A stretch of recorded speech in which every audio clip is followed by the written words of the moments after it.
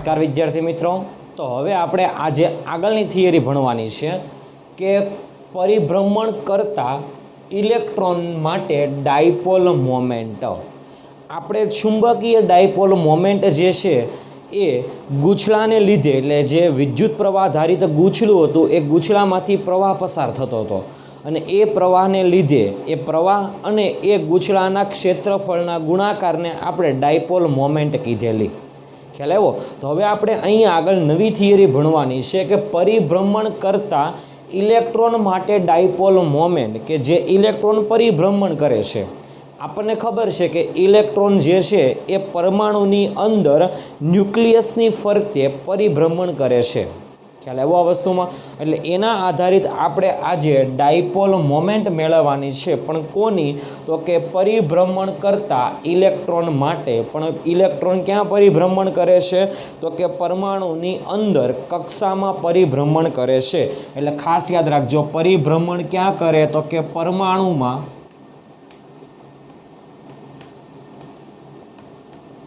ક્યાં? તો કે કક્ષાની, એટલે કક્ષામાં परिभ्रमण करता इलेक्ट्रॉन माटे आपणे शुं मेळववानी छे? तो के डायपोल मोमेंट। अने ए डायपोल मोमेंटनुं आपणे सूत्र मेळववानुं छे। ख्याल आव्यो आ वस्तुमां विद्यार्थी मित्रों? ओके, एटले बराबर थियरीमां ध्यान आपवानुं छे के परिभ्रमण करता पण क्यां? तो के परमाणुनी कक्षामां परिभ्रमण करता इलेक्ट्रॉन माटे डायपोल मोमेंटनुं सूत्र आपणे मेळववानुं छे। ख्याल आव्यो? मानी लो के कोई एक परमाणु छे, आ धारो के एक परमाणु छे, हुं तमने आपी दो आ। ओके, चलो आ परमाणु है आ परमाणु में आपने खबर है कि समग्र धन विद्युत भार एटले के परमाणु में प्रोटोन बधो क्या केंद्रित थयेलो छे? केंद्र में। अने एमां न्यूट्रॉन पण छे। ख्याल आव्यो? मात्र ने मात्र इलेक्ट्रॉन जे छे ए इलेक्ट्रॉन बाह्यतम कक्षा में जे मुक्त इलेक्ट्रॉन छे ए मुक्त इलेक्ट्रॉन बाह्यतम कक्षा में परिभ्रमण करे छे। ख्याल आव्यो? अने जे मुक्त इलेक्ट्रॉन नथी एटले के जकड़ायेला इलेक्ट्रॉन छे ए परिभ्रमण करता नथी। आपणे परिभ्रमण करता इलेक्ट्रॉन माटेनी वात करवानी छे। एटले कई कक्षामां? तो के बाह्यतम कक्षामां। एटले के आ जे कक्षा लखेली छे ए कई कक्षामां परिभ्रमण करता इलेक्ट्रॉन माटेनी वात करवानी छे आपणे? तो के बाह्यतम कक्षामां। बाह्यतम कक्षामां जे इलेक्ट्रॉन परिभ्रमण करे छे ए परिभ्रमण करता इलेक्ट्रॉन माटेनी वात करवानी छे। ख्याल आव्यो आ वस्तुमां विद्यार्थी मित्रों? तमने अहींया आगळ कोई एक परमाणु आपेलो छे। आपणने खबर छे के परमाणुमां समग्र धन विद्युत भार केंद्रमां केंद्रित थयेलो छे। एटले खास याद राखजो, मानी लो के आ जे परमाणु छे ए परमाणुनो क्रमांक के जेने आपणे केमिस्ट्रीमां Z वडे दर्शावीए छीए। ओके, मानी लो कि अहीं आगळ परमाणु जे आपेलो छे ए परमाणुनो परमाणु क्रमांक Z छे। परमाणुनो परमाणु क्रमांक केटलो छे? Z छे। ओके, एटले के मानी लो कि परमाणु क्रमांक जेटला इलेक्ट्रॉन कक्षामां हशे अने एटला जे प्रोटोन केंद्रमां केंद्रित थयेला हशे અને ન્યુટ્રોન ઉપર તો વિદ્યુત ભાર છે જ નહીં। તો જો આપણે વાત કરવી હોય કે કેન્દ્રમાં કેટલો વિદ્યુત ભાર કેન્દ્રિત થયેલો છે, તો કેન્દ્રમાં પ્રોટોન છે તો પ્રોટોન ઉપર કેટલો વિદ્યુત ભાર હોય? તો કે એક પ્રોટોન ઉપર E જેટલો। તો આપણે કહીએ તે પ્રમાણે પરમાણુય ક્રમાંક જેટલા પ્રોટોન ઉપર પરમાણુય ક્રમાંક ગુણ્યા E જેટલો વિદ્યુત ભાર કેન્દ્રિત થયેલો હશે। એટલા માટે આપણે કહી શકાય કે પરમાણુય ક્રમાંક Z છે, માટે પરમાણુના કેન્દ્રમાં अथवा कही शकाय कि परमाणुना न्यूक्लियसमां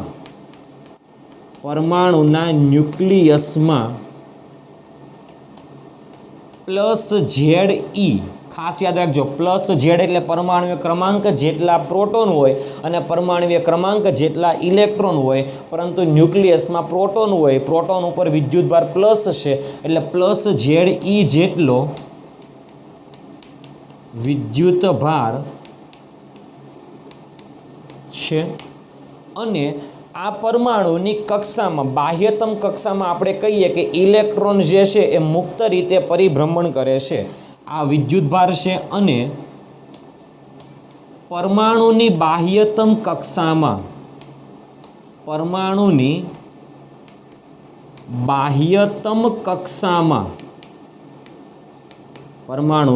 बाह्यतम जे कक्षा है ए बाह्यतम कक्षा में इलेक्ट्रॉन परिभ्रमण करे छे। इलेक्ट्रॉन परिभ्रमण करे छे।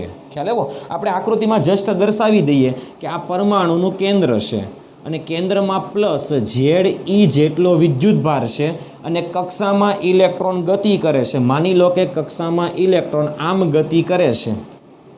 ખ્યાલ આવ્યો? તો એ ગતિ માર્ગની ત્રિજ્યા કેટલી થાય? તો કે આપણને ધ્યાનથી ખબર પડે કે ગતિ માર્ગની જે ત્રિજ્યા છે એ ગતિ માર્ગની ત્રિજ્યા સ્મોલ r જેટલી થાય. ખ્યાલ આવ્યો? એટલે કે ન્યુક્લિયસથી ઇલેક્ટ્રોન જે વર્તુળાકાર માર્ગે ગતિ કરે તો એ વર્તુળાકાર માર્ગની ત્રિજ્યા છે સ્મોલ r. એટલા માટે આપણે અહીંયા કહી શકાય કે વર્તુળાકાર પરિભ્રમણ માર્ગની ત્રિજ્યા સ્મોલ r છે. વર્તુળાકાર પરિભ્રમણ કરતા માર્ગની ત્રિજ્યા જે છે એ કેટલી છે? તો કે સ્મોલ r જેટલી છે. ખ્યાલ આવ્યો આ વસ્તુમાં? ઓકે. હવે આ ઇલેક્ટ્રોન જે છે એ પરિભ્રમણ કરે છે. ખાસ ધ્યાન આપજો.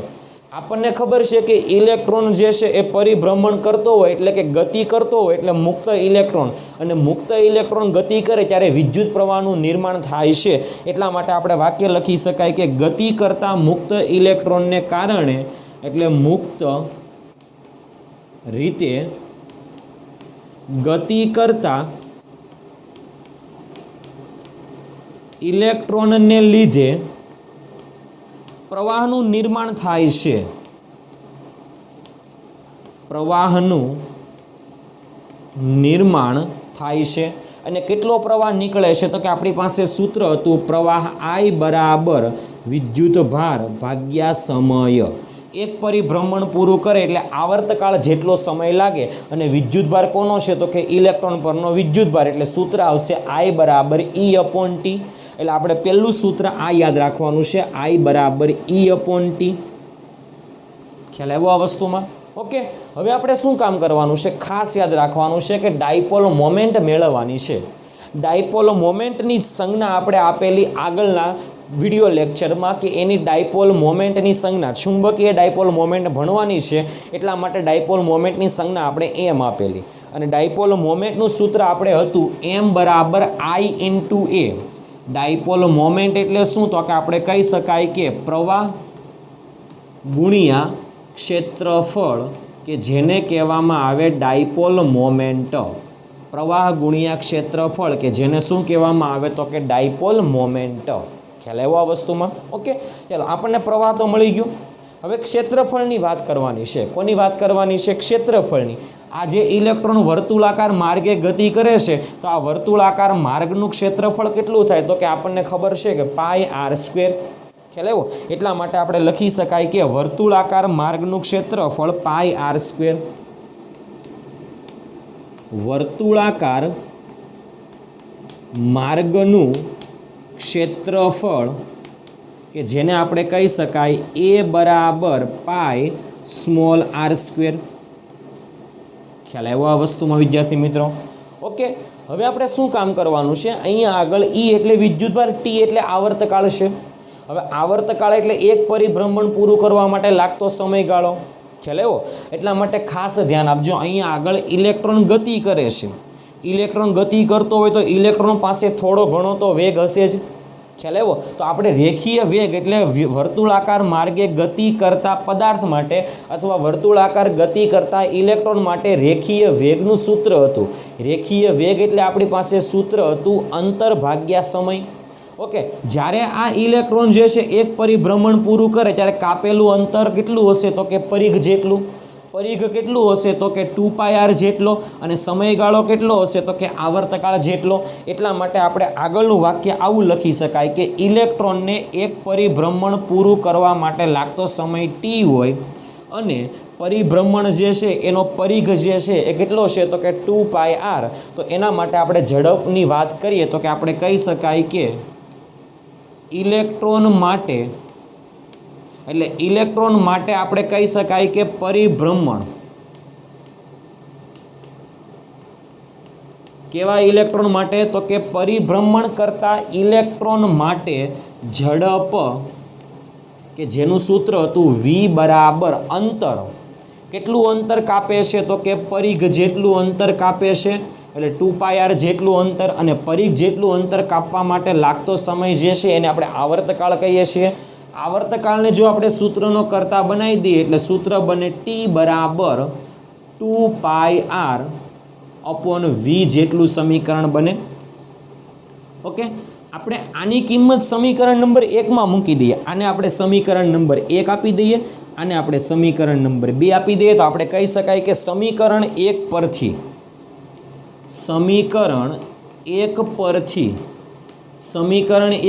આપણે શું કહી શકાય, ખાસ ધ્યાનથી જોજો, I બરાબર E ના બેઠા E, T એટલે આપણે લખી શકાય 2πr અપોન v, તો 2πr અપોન v એટલે છેદનો છેદ ક્યાં જશે, અંશમાં જશે। ઓકે, તો આ મળી ગયો આપણને ફાઇનલ પ્રવાહ। એટલે ખાસ યાદ રાખજો, ક્યારેક ક્યારેક દાખલાઓમાં ખાસ ઇમ્પોર્ટન્ટ સવાલ છે કે જ્યારે ઇલેક્ટ્રોન વર્તુળાકાર માર્ગે ગતિ કરતો હોય ત્યારે એની તમને ઝડપ આપી દે અને વર્તુળાકાર માર્ગની ત્રિજ્યા આપી દે તો કેટલો પ્રવાહ ઉત્પન્ન કરશે, તો EV અપોન 2πr જેટલો પ્રવાહ ઉત્પન્ન કરશે। એટલે આ સમીકરણને તમારે બરાબર રીતે તૈયાર કરવાનું છે। ઓકે, એટલે આ જે સમીકરણ છે I બરાબર EV અપોન 2πr એ કોનું સમીકરણ છે, તો કે પરિભ્રમણ કરતા ઇલેક્ટ્રોનને લીધે રચાતા પ્રવાહનું સમીકરણ છે। એટલે સમીકરણ ખાસ યાદ રાખવાનું છે, MCQમાં તો ખાસ પૂછી શકાય તેવું સમીકરણ છે। એક માર્ક્સના MCQમાં અગત્યનું છે, NCERTના દાખલામાં પણ જરૂર પડશે ત્યારે આપણે સાબિત નહીં કરીએ, એટલા માટે અત્યારે બરાબર ધ્યાન આપવાનું છે કે ઇલેક્ટ્રોન જ્યારે કક્ષામાં ગતિ કરે અને કક્ષામાં ગતિ કરતા ઇલેક્ટ્રોનને લીધે જે પ્રવાહ ઉત્પન્ન થાય છે એ પ્રવાહનું સૂત્ર છે I બરાબર EV અપોન 2πr, જ્યાં E એટલે ઇલેક્ટ્રોન પરનો વિદ્યુતભાર, V એટલે ઇલેક્ટ્રોનનો વેગ, 2π તો ખબર છે, R એટલે કક્ષામાં ગતિ કરતા ઇલેક્ટ્રોનની ત્રિજ્યા। ઓકે, ચાલો હવે આપણે સમીકરણ નંબર 2 અને આને આપણે કહીએ સમીકરણ નંબર 3।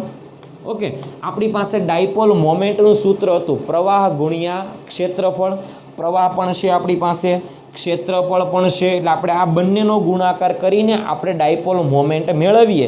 એ જે ડાયપોલ મોમેન્ટ આવશે એ કોની ડાયપોલ મોમેન્ટ આવશે, તો કે પરિભ્રમણ કરતા ઇલેક્ટ્રોનની ડાયપોલ મોમેન્ટ। એટલા માટે કહી શકાય કે પરિભ્રમણ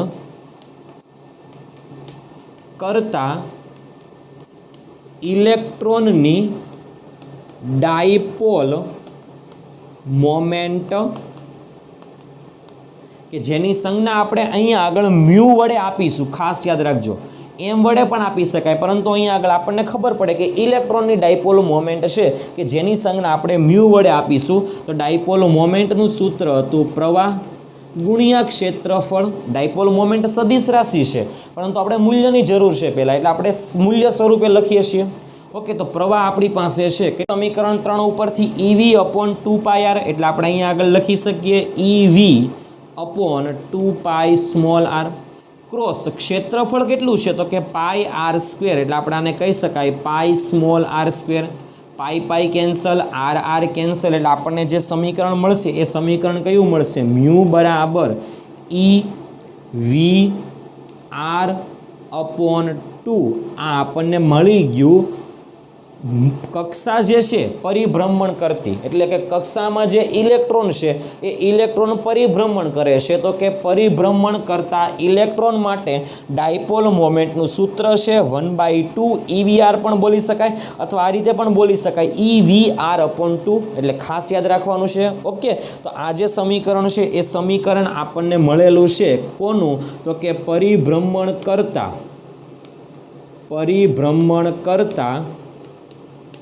ઇલેક્ટ્રોનની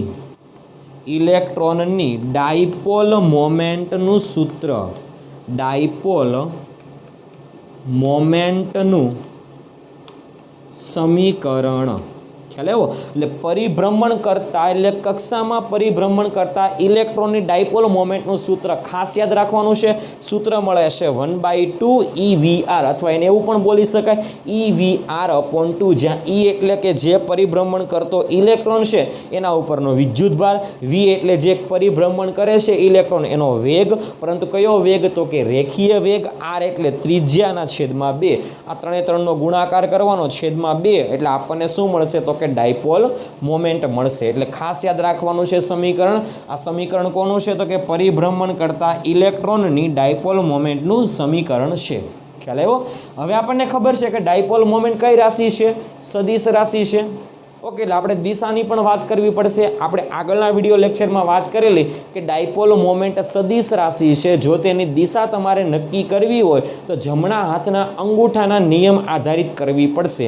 એટલા માટે આપણે આને કહી શકાય કે આની જો આપણે દિશા નક્કી કરવી હોય, ડાયપોલ મોમેન્ટની જો આપણે દિશા નક્કી કરવી હોય તો ડાયપોલ મોમેન્ટની દિશા કઈ રીતે નક્કી કરી શકાય? તો કે જમણા હાથના અંગૂઠાના નિયમ પરથી. ઓકે, એટલે આપણે કીધેલું તે પ્રમાણે આંગળીઓને વાળવાની, પણ કઈ દિશામાં વાળવાની? તો કે વિદ્યુત પ્રવાહની દિશાઓમાં આપણે આંગળીને વાળવાની કીધેલી. અને વિદ્યુત પ્રવાહની દિશાઓમાં જો આપણે આંગળીને વાળીએ તો આપણને અંગૂઠો જે દિશામાં સ્થિર થાય એ દિશામાં ડાયપોલ મોમેન્ટ મળે.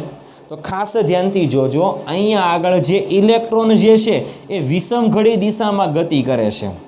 અને આપણને ખબર છે કે ઇલેક્ટ્રોનની ગતિની વિરુદ્ધ દિશામાં પ્રવાહ હોય.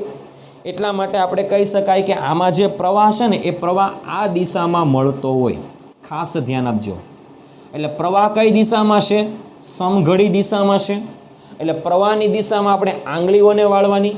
આંગળીઓને પ્રવાહની દિશામાં વાળીએ એટલે અંગૂઠો જે દિશામાં સ્થિર થાય તે દિશામાં ચુંબકીય ડાયપોલ મોમેન્ટ હશે. ખ્યાલ આવ્યો આ વસ્તુમાં? તો આપણે આંગળીઓને આ દિશામાં વાળીએ કારણ કે પ્રવાહની દિશામાં ઇલેક્ટ્રોન આ દિશામાં ગતિ કરે, માટે પ્રવાહ એની વિરુદ્ધ દિશામાં ગતિ કરશે. માટે આંગળીઓને પ્રવાહની દિશામાં વાળીએ એટલા માટે અંગૂઠો ક્યાં જાય છે? તો કે પુસ્તકના પાનને લંબ રૂપે અંદર તરફ જાય છે. એટલા માટે કહી શકાય કે અહીંયા આગળ ડાયપોલ મોમેન્ટ જે છે એ ડાયપોલ મોમેન્ટ ક્યાં મળે છે? તો કે અંદર તરફ. જો તમારે ટેક્સ્ટ બુક આધારિત લખવું હોય તો પુસ્તકના પાનને લંબ રૂપે અંદર તરફ. અત્યારે આપણે આવું કહી શકાય કે બોર્ડના સમતલને લંબ રૂપે અંદર તરફ છે. એટલા માટે કહી શકાય કે ડાયપોલ મોમેન્ટની જે દિશા છે એ સમતલને લંબ રૂપે ક્યાં છે? તો કે અંદર તરફની દિશામાં. એટલે અંદર તરફ શું છે? તો કે ડાયપોલ મોમેન્ટની દિશા છે. ખાસ યાદ રાખજો. એટલા માટે હવે આપણે આખી થિયરીનો હેડિંગ આ રીતે બને કે પરિભ્રમણ કરતા, પરંતુ ક્યાં? તો કે બાહ્યતમ કક્ષામાં પરિભ્રમણ કરતા ઇલેક્ટ્રોનની ડાયપોલ મોમેન્ટનું સૂત્ર આપણને મળે છે 1/2 EVR જેટલું. અને એ ડાયપોલ મોમેન્ટ જે છે એ ડાયપોલ મોમેન્ટની દિશા ક્યાં છે? તો કે સમતલને લંબ રૂપે અંદર તરફની દિશામાં છે. જો ઇલેક્ટ્રોન સમઘડી દિશામાં ગતિ કરતો હોત તો પ્રવાહ ક્યાં આવત? તો કે વિષમ ઘડી દિશામાં. તો પ્રવાહને આપણે આ રીતે ગોઠવત તો અંગૂઠો બહાર તરફ આવત તો આપણે કહી શકાય કે ડાયપોલ મોમેન્ટ જે છે એ સમતલને લંબ રૂપે બહાર તરફ આવત. પરંતુ અહીંયા આગળ આપણે આ રીતે ઇલેક્ટ્રોનની ગતિ લીધેલી છે. એટલા માટે અહીંયા આગળથી આપણે કહી શકાય કે ડાયપોલ મોમેન્ટની જે દિશા છે એ સમતલને લંબ રૂપે ક્યાં છે? તો કે અંદર તરફની દિશામાં છે. ખ્યાલ આવ્યો આ વસ્તુમાં વિદ્યાર્થી મિત્રો? ઓકે, એટલે બરાબર રીતે તૈયાર કરવાની છે થિયરી કે ડાયપોલ જે છે કોની? તો કે પરિભ્રમણ કરતા ઇલેક્ટ્રોનની જે ડાયપોલ છે એ ડાયપોલનું સૂત્ર પણ તમને આવડતું હોવું જોઈએ અને ડાયપોલ મોમેન્ટની દિશા પણ નક્કી કરતા આવડતી હોવી જોઈએ. ખ્યાલ આવ્યો? એટલે આમાં આપણે ટોટલ બધા સૂત્ર યાદ રાખવાના છે. આ પણ સૂત્ર આપણે મોસ્ટ આઈએમપી છે. ક્યારેક ક્યારેક તમને આવર્તકાળ આપી દે અને કહે કે પ્રવાહ કેટલો છે તો આપણે આ સૂત્ર ઉપરથી પણ મેળવી શકાય. જો આના ઉપરથી ન મેળવવું હોય તો આપણે આના ઉપરથી પણ મેળવી શકાય. પણ આ જે સમીકરણ છે એ ખાસ અગત્યનું સમીકરણ છે. એટલે આ સમીકરણને ભૂલવાનું નથી. ઓકે, કે પ્રવાહ કેટલો નિર્માણ થાય જ્યારે ઇલેક્ટ્રોન બાહ્યતમ કક્ષામાં ગતિ કરતો હોય ત્યારે પ્રવાહ કેટલો નિર્માણ થાય? તો કે EV/2πr જેટલો નિર્માણ થશે. અને એ પ્રવાહને લીધે ડાયપોલ મોમેન્ટ કેટલી પ્રેરિત થશે? તો EVR/2 જેટલી ડાયપોલ મોમેન્ટ પ્રેરિત થશે. એટલે બંને સૂત્ર ખાસ અગત્યના છે. આ સૂત્ર ભૂલાવા જોઈએ નહીં કોઈ પણ સંજોગોમાં. દિશા પણ આપણને નક્કી કરતા આવડતી હોવી જોઈએ. ખ્યાલ આવ્યો આ વસ્તુમાં વિદ્યાર્થી મિત્રો? તો બીજી એક્સ્ટ્રા માહિતીની આપણે વાત કરવાની છે. હમણાં આપણે આ થિયરી પ્રમાણે પરિભ્રમણ કરતા ઇલેક્ટ્રોન માટે ડાયપોલ મોમેન્ટનું સૂત્ર આવેલું μ EVR/2 આ સૂત્ર હતું ને. હવે આ સમીકરણમાં આપણે શું કરવાનું છે? ઉપર અને નીચે અંશ અને છેદમાં આપણે ઇલેક્ટ્રોનના દળ વડે ગુણાકાર કરવાનો છે. એટલા માટે લખી દઉં કે આ સમીકરણમાં ક્યાં તો કે અંશમાં અને છેદમાં ઇલેક્ટ્રોનના દળ એટલે me વડે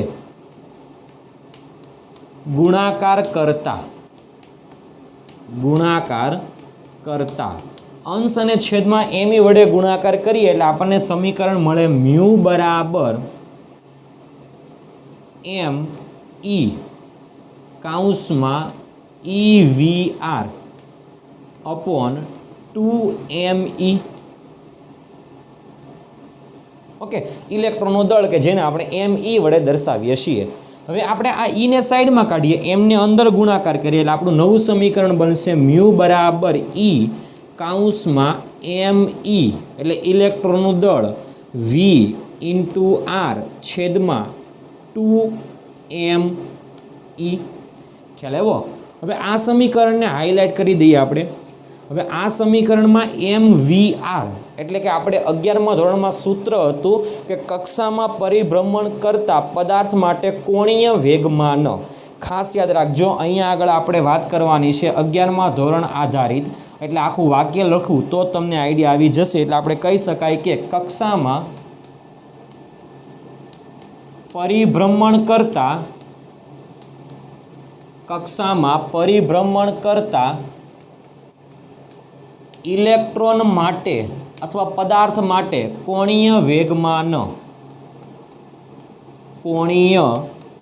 વેગમાન કે જેનું આપણી પાસે સૂત્ર હતું L બરાબર mvr. જે પદાર્થ ગતિ કરે છે એ પદાર્થનું દળ, તો અહીંયા આગળ ગતિ કોણ કરે છે? ઇલેક્ટ્રોન. એટલે ઇલેક્ટ્રોનનું દળ, વેગ ઇલેક્ટ્રોનનો, પરિભ્રમણના કક્ષાની ત્રિજ્યા સ્મોલ r. હવે આ સમીકરણને આપણે આમાં મૂકી દઈએ. આપણને ખબર છે કોણીય વેગમાન જે છે ને એ સદિશ રાશિ છે. ખાસ યાદ રાખવાનું છે, કોણીય વેગમાન એ કઈ રાશિ છે? સદિશ રાશિ છે. જો 11મા ધોરણ આધારિત આપણે વાત કરવી હોય તો આપણે આને આ રીતે લખતા હતા, L બરાબર r ક્રોસ p. ઓકે, ને p બરાબર આપણે 11મા ધોરણમાં રેખીય વેગમાન p બરાબર mv હતું, અને r એટલે સૂત્ર બની ગયું mvr એટલે કયું વેગમાન? કોણીય વેગમાન. ખ્યાલ આવ્યો આ વસ્તુમાં? ઓકે, એટલે આપણે અહીંયા આગળ કોણીય વેગમાન છે ને એ કોણીય વેગમાન સદિશ રાશિ છે. કોણીય વેગમાન એ કેવી રાશિ છે? તો કે કહી શકાય તે પ્રમાણે સદિશ રાશિ છે. કોણીય વેગમાન સદિશ રાશિ છે. mvr ની કિંમત આપણે આની અંદર મૂકી દઈએ એટલે આપણી પાસે સમીકરણ બને મ્યુ બરાબર e કોણીય વેગમાન L અપોન 2me. આ મૂલ્ય સ્વરૂપ છે. જો આપણે આને સદિશ સ્વરૂપ લખવું હોય તો ડાયપોલ મોમેન્ટ અને કોણીય વેગમાન એ બંને કઈ રાશિ છે? સદિશ રાશિ છે. ખાસ યાદ રાખવાનું છે. અને e એટલે કે વિદ્યુત ભાર.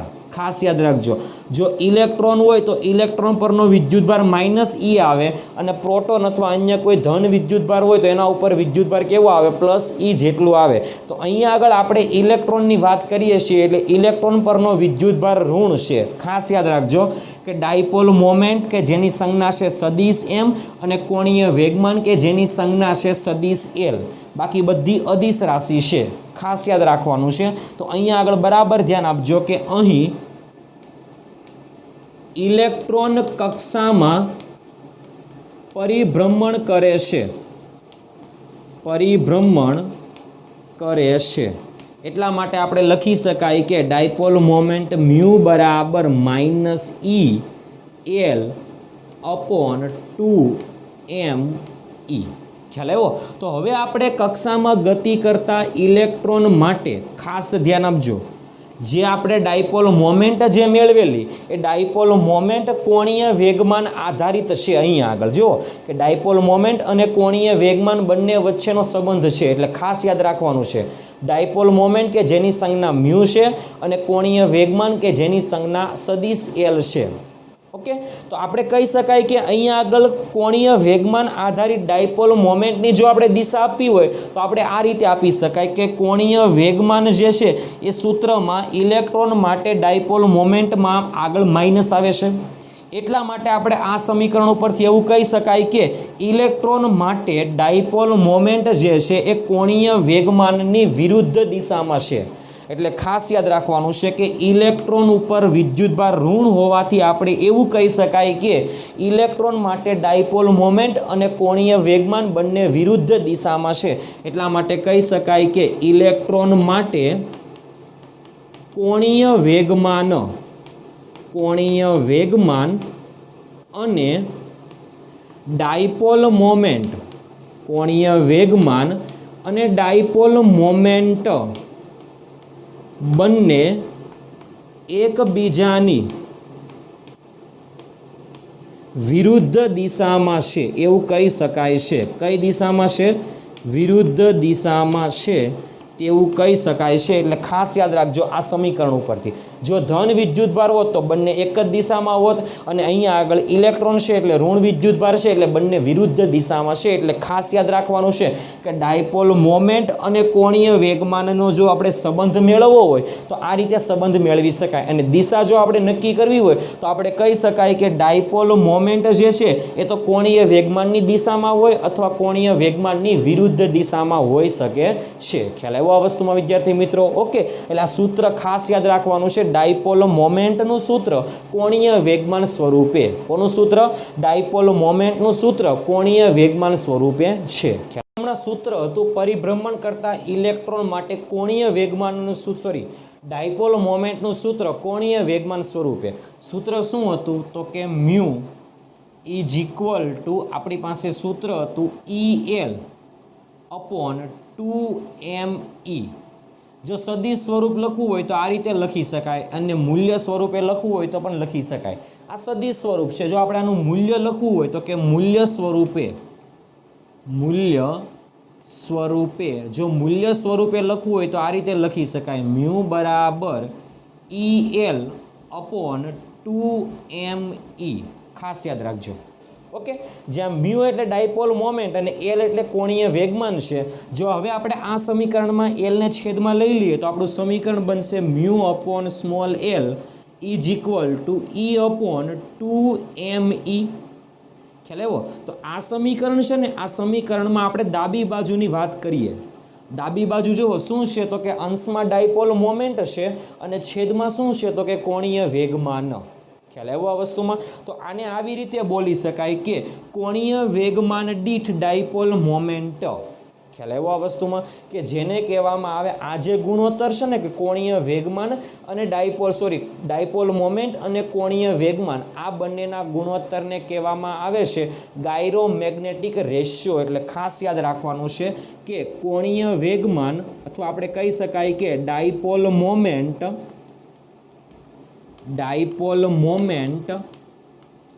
અને શું? તો કે કોણીય વેગમાન.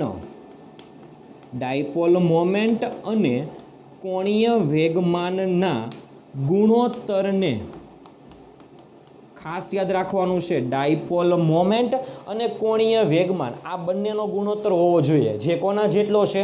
તો E અપોન 2ME જેટલો છે. હંમેશા કોન્સ્ટન્ટ હોય, કારણ કે E જુઓ વિદ્યુતભાર 1.6 ગુણ્યા 10⁻19 2ME એટલે ઇલેક્ટ્રોનનું દળ ક્યારેય બદલાશે નહીં. એટલે અહીંયા આગળ ઇલેક્ટ્રોન માટે ગાયરોમેગ્નેટિક રેશિયો કેટલો છે? તો કે E અપોન 2ME, કે જેને કહેવામાં આવે કોણીય વેગમાન અપોન ડાયપોલ મોમેન્ટના ગુણોત્તરને ખાસ યાદ રાખજો શું કહેવામાં આવે? તો કે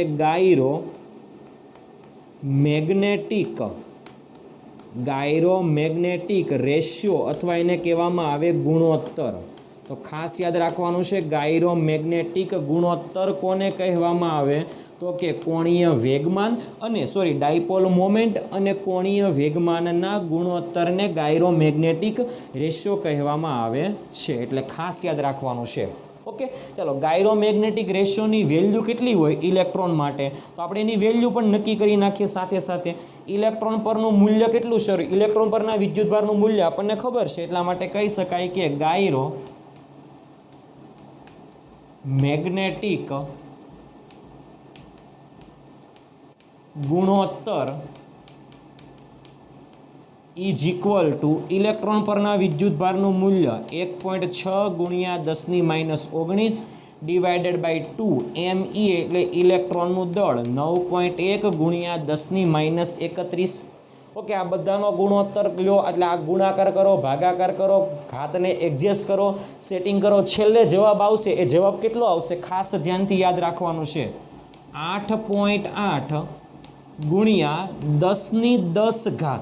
ખાસ યાદ રાખજો, 8.8 ગુણ્યા 10⁻10 એકમ કયો આવશે તો કે ઇલેક્ટ્રોન એટલે વિદ્યુતભારનો એકમ કેટલો છે તો કે કુલંબ અને દળનો એકમ કયો તો કે કિલોગ્રામ છે એટલા માટે કહી શકાય કે કુલંબ પર કિલોગ્રામ ગાયરોમેગ્નેટિક રેશિયાનો એકમ છે ખાસ યાદ રાખજો એટલા માટે કહી શકાય કે ગાયરોમેગ્નેટિક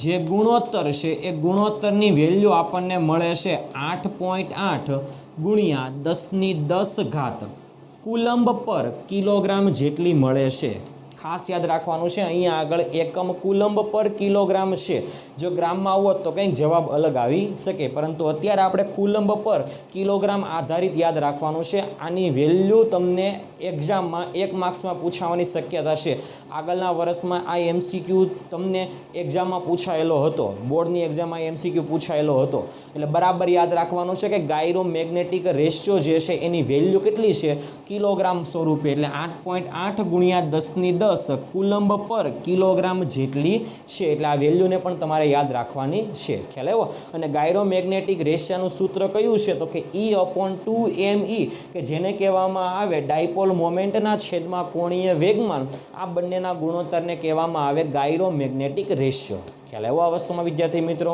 ઓકે એટલે આ સમીકરણને બરાબર ધ્યાન આપવાનું છે આ સમીકરણ તો આપણે આગળ ભણી ગયા હમણાં અને આ બધા એના ઉપરથી સમીકરણ લખેલા છે એટલે ખાસ યાદ રાખવાના છે સમીકરણને ઓકે ડાયપોલ મોમેન્ટનું સૂત્ર કોણીય વેગમાન આધારિત આપણને મળે છે મ્યુ બરાબર EL/2me ખ્યાલ આવ્યો આ વસ્તુમાં વિદ્યાર્થી મિત્રો ઓકે હવે આ સમીકરણને આપણે ધ્યાનથી જોવાનું છે EL એટલે કોણીય વેગમાન ખ્યાલ આવ્યો આ વસ્તુમાં બોહર જે છે એ બોહર નામના વૈજ્ઞાનિકે એને 2 અધીર તર્ક આપેલા એમાંથી બોહરનો પ્રથમ અધીર તર્ક પરથી આપણે કહી શકાય ખાસ યાદ રાખજો જે તમારે આગળના પાઠમાં આવશે 12મા પાઠમાં પરમાણુ નામના પાઠમાં એટલે અત્યારમાં આપણે ખાલી જસ્ટ સ્વીકારવાનું છે કે બોહરના અધીર તર્ક પરથી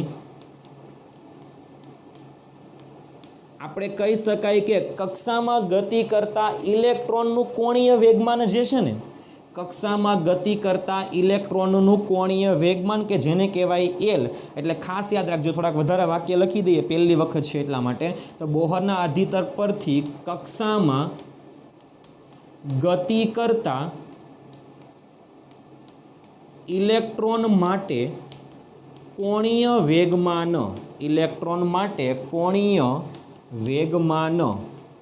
કે જેનું સૂત્ર એને આપેલું L બરાબર સૂત્ર હતું NH/2π આ સૂત્ર હતું તો કે કોણે આપેલું તો કે બોહરે આપેલું અધીર તર્ક આધારિત કે L બરાબર NH/2π એટલે કક્ષામાં ગતિ કરતા ઇલેક્ટ્રોન માટે કોણીય વેગમાન આટલું હોય છે ખ્યાલ આવ્યો એને એવું કીધેલું કે H/2π ના પૂર્ણ ગુણાંકમાં હોય છે જ્યાં n એટલે વાસ્તવિક સંખ્યા છે આપણે કહી શકાય કે જ્યાં n બરાબર આપણે લખી શકાય 1 2 3 અપ ટુ અનંત લખી શકાય છે ખ્યાલ આવ્યો આ વસ્તુમાં વિદ્યાર્થી મિત્રો ઓકે તમે n બરાબર 1 મૂકો તો કોણીય વેગમાન જે છે એ મિનિમમ મળે ખાસ યાદ રાખવાનું છે અહીંયા આગળ આપણે હમણાં જરૂર છે એટલા માટે કે આ જે સમીકરણ છે L બરાબર NH/2π એ NH/2π માં જો તમે n બરાબર 1 મૂકશો તો કોણીય વેગમાન જે મળશે એ કેવું મળશે સાવ ન્યૂનતમ મળશે એટલા માટે કહી શકાય કે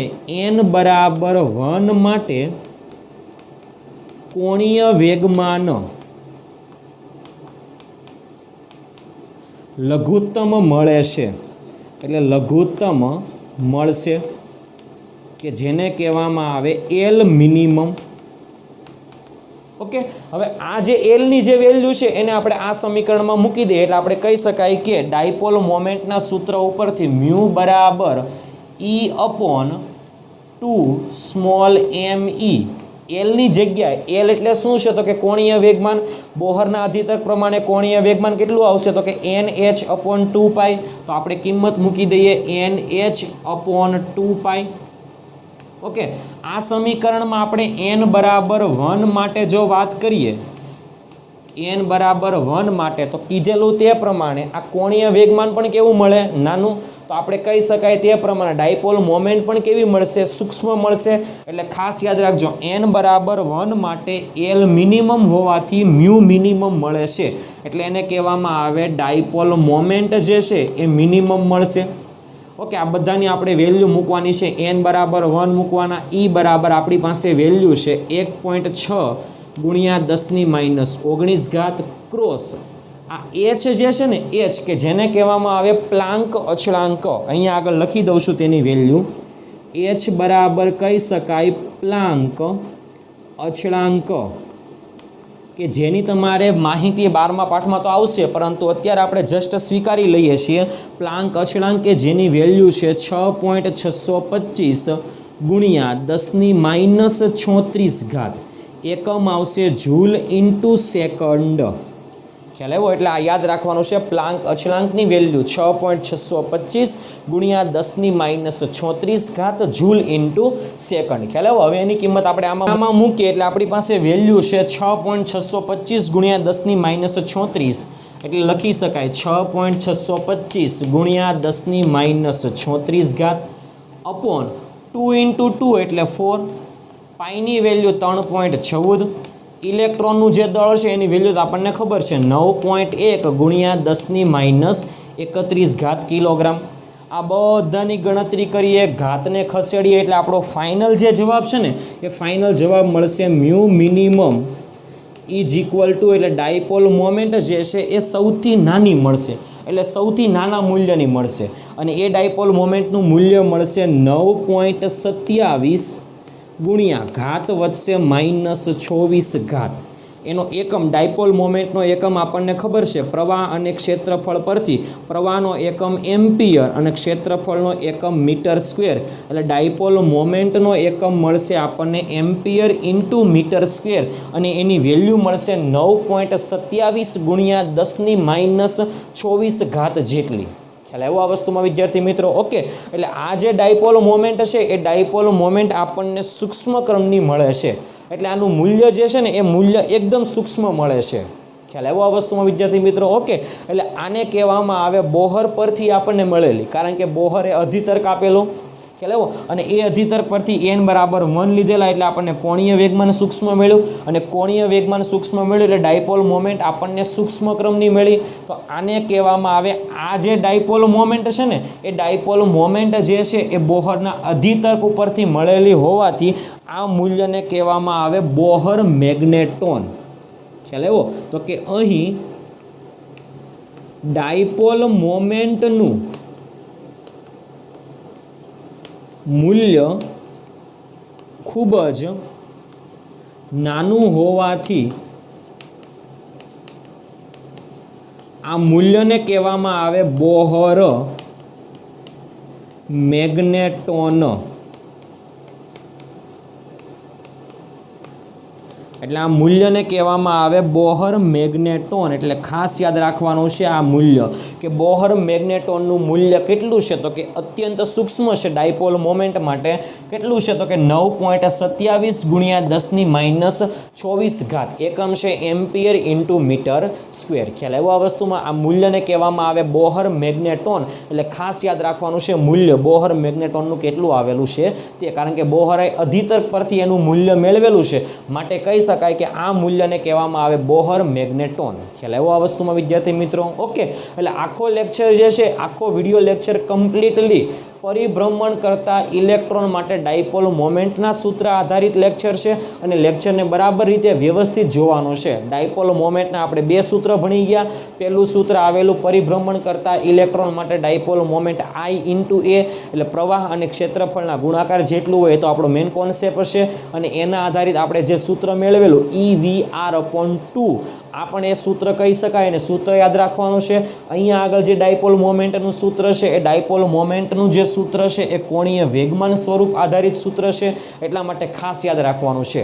ઓકે, એટલા માટે ડાયપોલ મોમેન્ટ અને કોણીય વેગમાનની દિશા એકબીજાની દિશામાં પણ હોઈ શકે અથવા વિરુદ્ધ દિશામાં પણ હોઈ શકે. ઇલેક્ટ્રોન માટે વિરુદ્ધ દિશામાં છે અને ધન વિદ્યુતભાર માટે એક જ દિશામાં હોય છે. ખ્યાલ આવ્યો આ વસ્તુમાં વિદ્યાર્થી મિત્રો? ઓકે, એટલે બરાબર આ વિડીયો લેક્ચરને આખો કમ્પ્લીટ જોવાનો આવશે અને બરાબર રીતે તૈયાર કરવાનો છે. ખ્યાલ આવ્યો આ વસ્તુમાં. અને છેલ્લે આપણે બોહર મેગ્નેટોન કોને કહેવાય એના વિશેની પણ વાત કરેલી અને ગાયરો મેગ્નેટિક રેશિયો કેટલો આવે અને એની વેલ્યુ કેટલી છે એના પણ વિશે આપણે વાત કરેલી છે. એટલે મતલબમાં બહુ જ ઇમ્પોર્ટન્ટ લેક્ચર છે, એટલે બરાબર રીતે તૈયાર કરવાનો છે. ખ્યાલ આવ્યો આ વસ્તુમાં વિદ્યાર્થી મિત્રો?